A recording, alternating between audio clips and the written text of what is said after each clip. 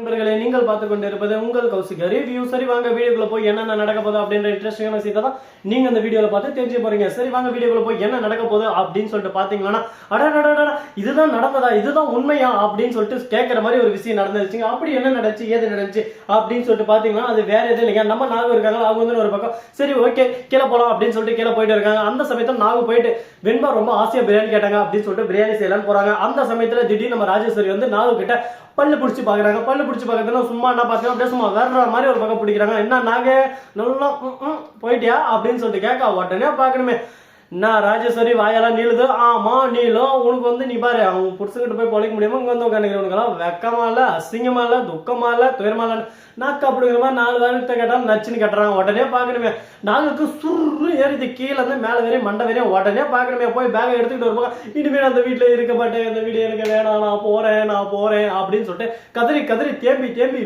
வெம்பி அழ ஆரம்பிச்சிடறாங்க. அதை பார்க்கும்போது நமக்கு ஒரு பக்கம் மனசெல்லாம் வலிக்குது. மல்லி என்ன விட்டு மல்லி, இதுக்கு மேல அந்த வீட்டுல இருக்க மாட்டேங்குது, மானம் கெட்டு சூடு இல்லாம சொர்ணம் இல்லாம என்னால இருக்க முடியாது, நான் போறேன், எங்கேயாவது போறேன், எனக்குன்னு வீடு இல்லையா வாசல் இல்லையா, அடியே கிளம்பி போலாம் மயிலு அப்படின்னு சொல்லிட்டு மயிலு பேக்ல துணியெல்லாம் எடுத்து போட்டு ஒரு பக்கம் 2 பேரும் மூட்டை முடிச்ச கட்டுன்னு வெளியே வரலான்னு வர அந்த சமயத்துல திடீர்னு விஜய் கீழே வர, இவங்க பையன் தூக்கின படிக்கல ஜெயின் கீழே போயின்னு இருக்காங்க. உடனே விஜய் வந்து என்னாச்சு ஏதாச்சு அப்படின்னு சொல்லிட்டு கேட்கற, என்னத்த சொல்ல ஏதோ சொல்ல, உன்னோட அக்கா இருக்கிறாளே, உன்னோட அக்கா காரியவ என்ன சொன்னா தெரியுமா, என்ன பார்த்து அக்கா அந்த மாதிரி எல்லாம் சொன்னீங்களா, ஆமா நான் சொன்னேன்டா, அது என்னடா இப்ப அவன் முடிச்சுங்கட வேலை இங்க வந்து வாங்க வேலை வெட்டி இல்லாம நல்லா முக்கி நம்ம சொல்றது தின்னு இருக்கா அப்படி இப்படின்னு சொல்லிட்டு வாய்க்கு வந்தபடி பேச ஆரம்பிச்சிடும். அதை பாருக்கா உன் வாய் கொஞ்சம் அதிகமா இருக்கு, வாயை அடக்கி வாசிக்க அப்படி இப்படின்னு சொல்லிட்டு வாய்க்கு வந்தபடி திட்ட ஆரம்பிச்சிடாங்க. என்ன பேசுறது ஏது பேசுறதுன்னு சொல்லிட்டு தெரியாம, என்ன பார்த்து இந்த வார்த்தை கேட்டல, என் மூஞ்ச பார்த்து கேட்டல, இதுக்கு மேல உன்னை மன்னிப்பனா பாரு, இதுக்கு அப்புறம் உனக்கு இருக்கு அப்படின்னு சொல்லிட்டு ஆக்ரோஷமா டைலாக் எல்லாம் பேசிருக்காங்க. இப்ப என்ன பண்ண போறாங்க ஏது பண்ண போறாங்க, இவங்களோட அடுத்த மூவ் என்னவா இருக்க போகுது அப்படின்ற பல சந்தேகங்கள் ஒரு பக்கம் மனசுக்குள்ள ஓடிக்கிட்டு இருக்குங்களா.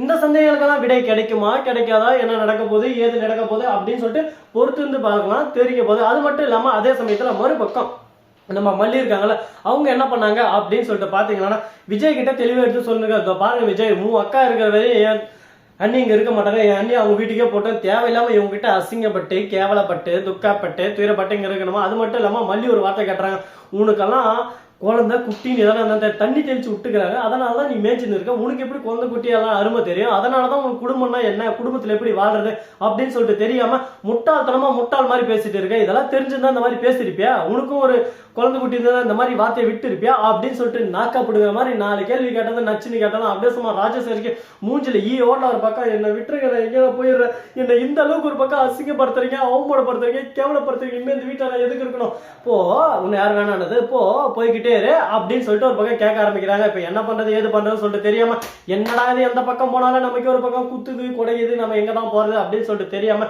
வேதனையிலையும் சோதனையிலையும் ஒரு பக்கம் உட்கார்ந்து இருக்கிற இந்த சமயத்துல கரெக்டா நம்ம விஜய் இருக்காரு, அவர் ஒரு தீர்ப்பு கொடுக்கிறாரு, யாரும் எங்கேயும் போகாதீங்க, தயவு செஞ்சு என்ன பண்ண நிம்மதியா விடுங்க, என் பொண்ணு ஆல்ரெடி ஒரு பக்கம் உயிருக்கு போறான்னு இருக்கா, என் பொண்ணா பாப்பனா இல்ல உங்களா பாப்பனா உங்க கூட போராடணும், அக்கா உங்க காலில் கூட வந்து கேட்கணும், அந்த சொத்து தானே வைக்கணும், அந்த சொத்து எல்லாமே கூட எடுத்துக்கோ, கொஞ்ச நாள் எங்களை நிம்மதியா விடு, என் பொண்ணை ஃபர்ஸ்ட் நான் காப்பாற்றணும், தேவையில்லாம பிரச்சனையை புதுசா அப்படியே குச்சி எடுத்து நோண்டி கிளறாதீங்க அப்படின்னு சொல்லிட்டு சொல்லிடுறாங்க. இதனால மன வேலை இல்ல உளைச்சலுக்கு ஆளாயிடுறாங்க. இதுக்கப்புறம் நான் எதுவுமே பேச மாட்டேன்னா, நான் எது பேசினாலும் உங்களுக்கு தப்புடா, நான் பேசினாதான் உங்களுக்கு தப்பு அப்படின்னு சொல்லிட்டு தப்பவே தப்பு 10 டைம் சொல்றாங்க. ஓகே இதுக்கு மேல இதெல்லாம் விட்டா வேலைக்கு ஆகாது, இதுக்கப்புறம் என்ன பண்ணலாம் ஏது பண்ணலாம் அப்படின்ற ஒவ்வொரு விஷயத்தையும் அடுத்தடுத்த வீடியோல பார்த்து நீங்க தெரிஞ்சுக்க போறீங்க. அது மட்டும் இல்லாம நம்ம வெண்பா குட்டி இருக்காங்கல்ல, அவங்க என்ன பண்ணாங்க அப்படின்னு சொல்லிட்டு பாத்தீங்கன்னா கோபத்தோட உச்சியில இருக்காங்க. எதனால அப்படின்னு சொல்லிட்டு பாத்தீங்கன்னா, வெண்பாவும் எவ்வளவு நேரம் பொறுமையா இருப்பாங்க சொல்லுங்க பார்க்கலாம்.